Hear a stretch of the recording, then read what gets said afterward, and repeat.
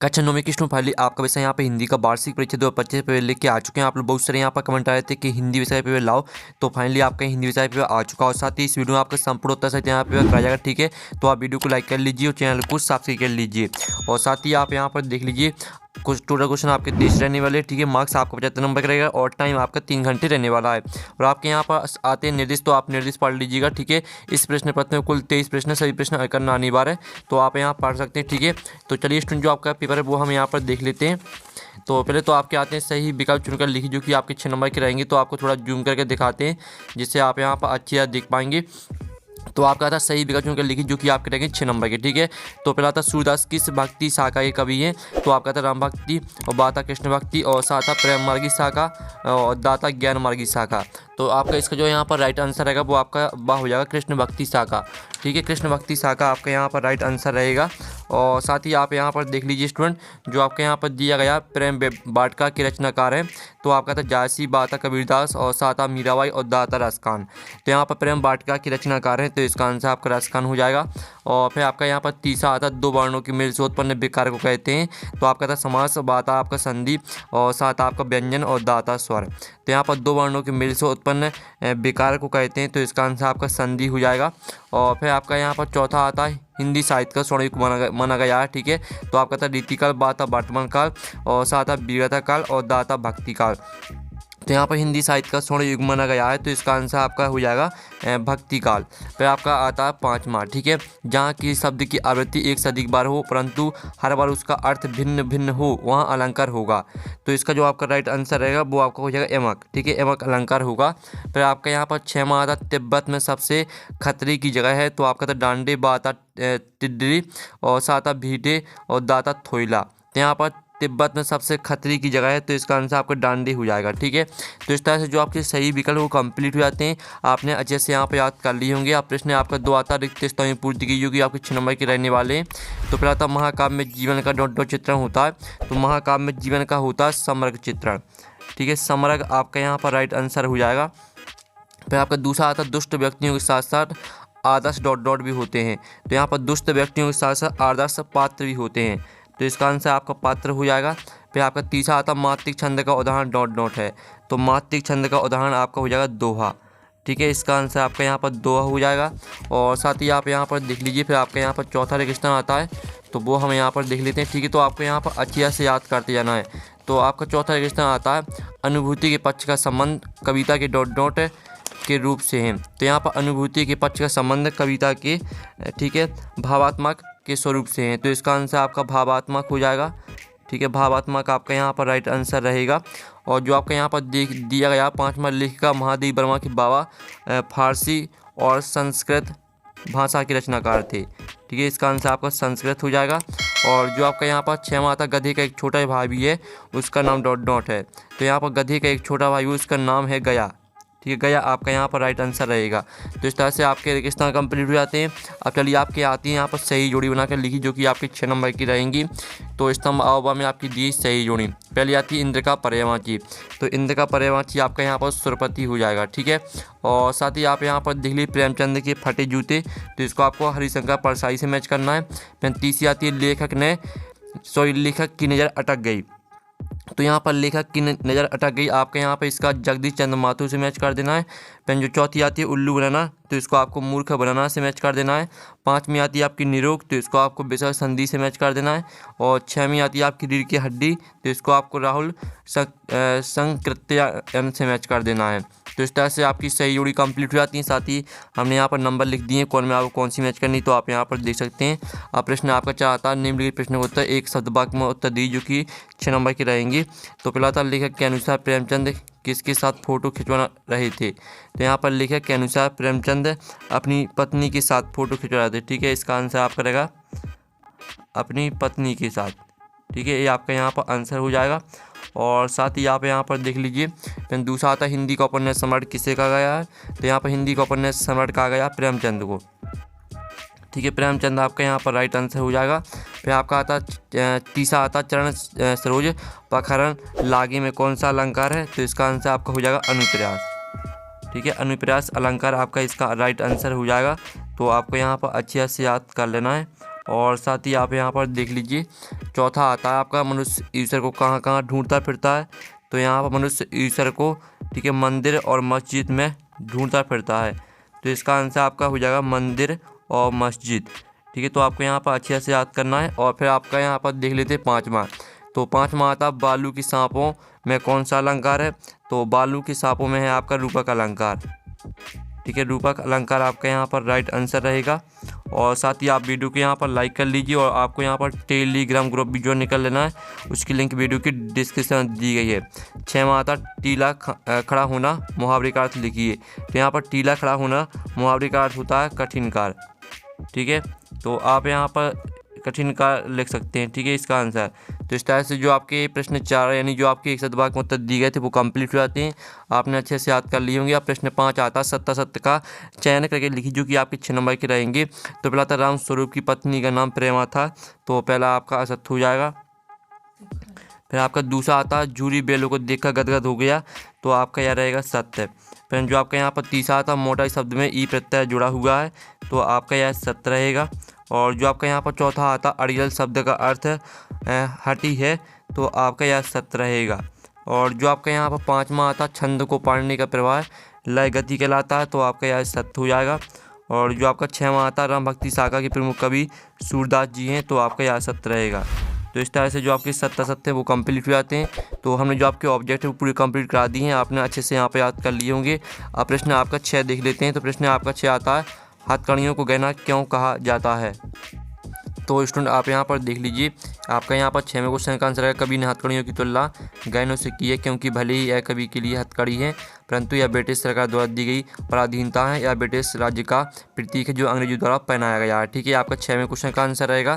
फिर जो आपका 6वें का अथवा आता है तो वो हम यहाँ पर देख लेते हैं। ठीक है, अरहर और सनाई के खेत कवि को कैसे दिखाई देते हैं। ठीक है, तो आपका इसका जो आंसर रहेगा 6वें का अथवा का आंसर देख लेते हैं। तो आप यहाँ पर देख लीजिए, अरहर और सनाई के खेत कवि को सोने की किंकड़ियों करधनी के समान प्रतीत होते हैं। ठीक है, आपका 6वें का अथवा का आंसर रहेगा।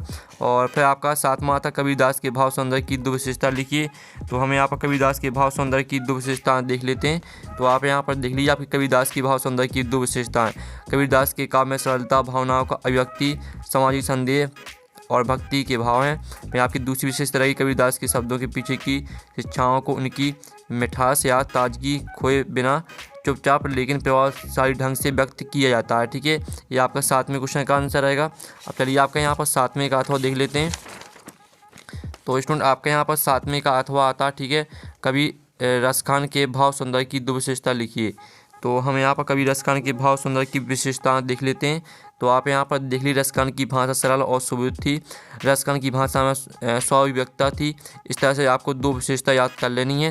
फिर जो आपका यहाँ पर दिया गया है, ठीक है, आप यहाँ पर थे काव्य किसे कहते हैं उसके भेदों के नाम लिखिए। तो ये आपकी काव्य की परिभाषा दी है, साथ ही इसके भेद हो जाएंगे आपके श्रव्य काव्य और दृश्य काव्य। और जो आपके यहाँ पर दिया गया है, ठीक है, दोहा की परिभाषा उदाहरण से लिखिए। तो आप यहाँ पर देख लीजिए आपकी दोहा छंद की परिभाषा दी गई। दोहा अर्ध सामाधिक छंद या सोटा का उल्टा होता है। इसमें 4 चरण होते हैं। इसके पहले और 3 चरण में 73 मात्रा, दूसरे और चौथे चरण में 11 मात्रा होती हैं। साथ ही इसका उदाहरण भी आपको याद कर लेना है। और साथ ही आप यहाँ पर 9वां क्वेश्चन देख सकते हैं। ठीक है, उत्प्रेक्षा अलंकार की परिभाषा उदाहरण सहित आपको लिखना है। ठीक है, तो आप यहाँ पर देख लीजिए, पहले तो आपको परिभाषा याद करनी है। जिस अलंकार में उपमान के न होने पर उपमेय को ही उपमान मान लिया जाता है, अर्थात जहाँ पर अप्रस्तुत को प्रस्तुत मान लिया जाता है वहाँ पर उत्प्रेक्षा अलंकार होता है। साथ ही इसका उदाहरण भी देख लीजिए। ठीक है, ये आपका 9वें क्वेश्चन का आंसर रहेगा। फिर 9वें का अथवा आता महाकाव्य खंडकाव्य में 2 अंतर लिखिए। तो आप यहाँ पर देख लीजिए आपका महाकाव्य खंडकाव्य में अंतर दिया गया है। ठीक है, संपूर्ण जीवन दर्शन वर्णित होता है। जीवन का एक पक्ष घटना वर्णित होती है। नायक इतिहास से प्रसिद्ध धीरदात होता है, नायक साधारण होता है। ठीक है, तो इस तरह से आपको महाकाव्य खंडकाव्य में अंतर याद कर लेना है।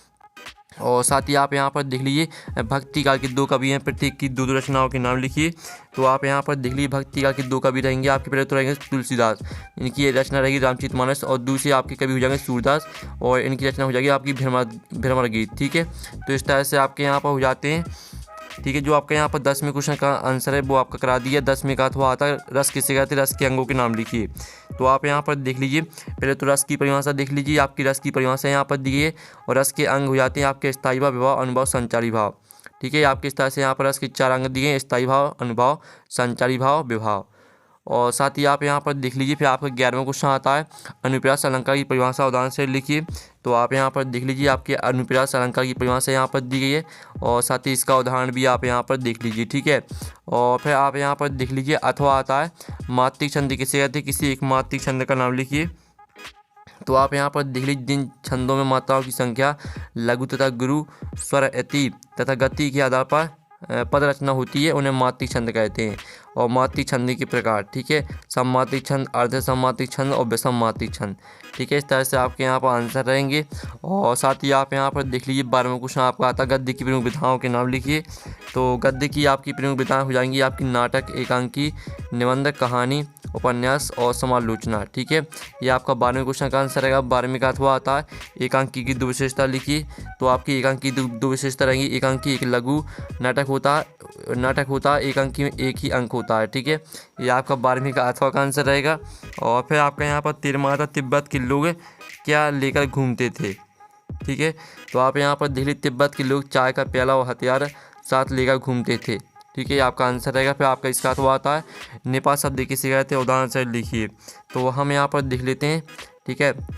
किसी भी बात पर अतिरिक्त भार देने के लिए जिन शब्दों का प्रयोग किया जाता है उसे निपात कहते हैं, जैसे भी, तो, तक, केवल, ही, मात्र आदि, ठीक है। आपका 13वें का अथवा का आंसर यहाँ पर रहने वाला है। और फिर आपका यहाँ पर 14वां क्वेश्चन देख लेते हैं हरिशंकर परसाई अथवा महादेव वर्मा की भाषा शैली की विशेषताएं लिखिए, ठीक है। तो हम यहाँ पर महादेव वर्मा की भाषा शैली की विशेषताएं देख लेते हैं। ये आपका 14वें का अथवा का आंसर, ठीक है। महादेव वर्मा ने अपनी रचनाओं में शुद्ध खड़ी बोली का इस्तेमाल किया है। उनकी भाषा में संस्कृत के तत्सम शब्दों का प्रयोग हुआ है, ठीक है। इस तरह से आपको दो रचना यहाँ पर यानी दो विशेषताएँ आपको याद कर लेनी है। और साथ ही जो आपके यहाँ पर दिया था हरिशंकर परसाई, तो हम यहाँ पर हरिशंकर परसाई पर भी देख लेते हैं। ये आपकी हरिशंकर परसाई पर दी गई है, ठीक है। ये आपके यहाँ पर 5 विशेषता दी हैं, तो यहाँ से आपको 2 विशेषता या 3 विशेषता याद करनी है, ठीक है। इस तरह से आपका यहाँ पर हरिशंकर परसाई पर हो जाता है और महादेव वर्मा पर हमने यहाँ पर कंप्लीट करा दिया है। फिर आपका 15वां क्वेश्चन देख लेते हैं। तो 15वां क्वेश्चन आता है लेखिका मृदुला गर्ग अपनी नानी से क्यों प्रभावित थी, ठीक है। तो हम यहाँ पर देख लेते हैं आपका यहाँ 15वें क्वेश्चन का आंसर लेखिका ने अपनी नानी को कभी देखा भी नहीं, फिर भी उनकी व्यक्तित्व से वे इसलिए प्रभावित थी क्योंकि उनकी नानी पारंपरिक अनपढ़, ठीक है, परदानसी औरत थी जिनके पति शादी के तुरंत बाद इन्हें छोड़कर बैरिस्ट्री पढ़ने विलायत चले गए थे। ये आपका 15वें क्वेश्चन का आंसर रहेगा। और साथ ही जो आपके यहाँ पर दिया गया 15वें का अथवा मुहावरे एवं लोकोक्तियों में आपको अंतर लिखना है, ठीक है।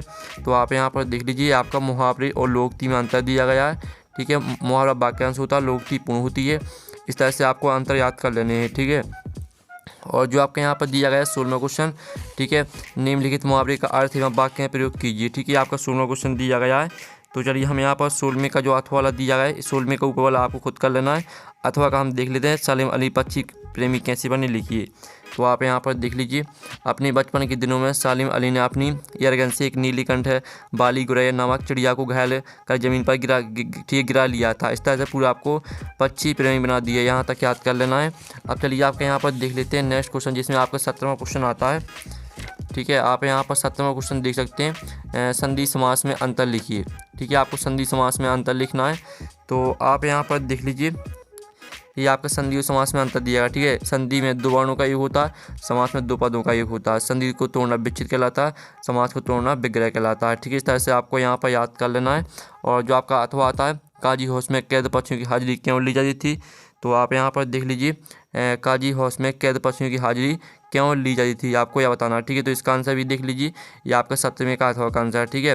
पशुओं की संख्या का ठीक पता चल सके, कोई पशु बीमार तो नहीं है इसका पता लगाया जा सके, ठीक है। इस तरह से आपको यहाँ पर याद करना है। ये आपका 17वें का अथवा का आंसर हो जाता है। फिर आपका 18वां आता है निम्नलिखित काव्यांश का संदर्भ प्रसंग व्याख्या लिखिए, ठीक है। प्रेमी ढूंढत में फिरो प्रेमी मिले ना कोई, ठीक है। तो इसकी आपको संदर्भ प्रसंग व्याख्या लिखनी है।